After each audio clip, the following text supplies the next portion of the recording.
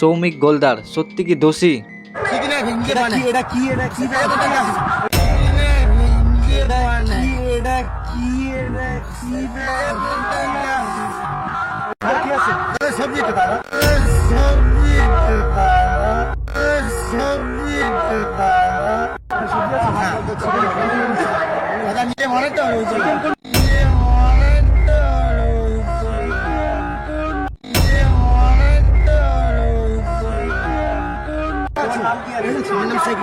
দোষী কখন বলা হয়? যখন কারো গায়ে হাত তুলে। তো এখানে সৌমিক গোলদার তার গায়ে হাতও তুলেনি, শুধু তর্কাতর্কি করেছে। আর তর্কাতর্কি করার কারণ রয়েছে, প্র্যাকটিসে রয়েছে মাংস।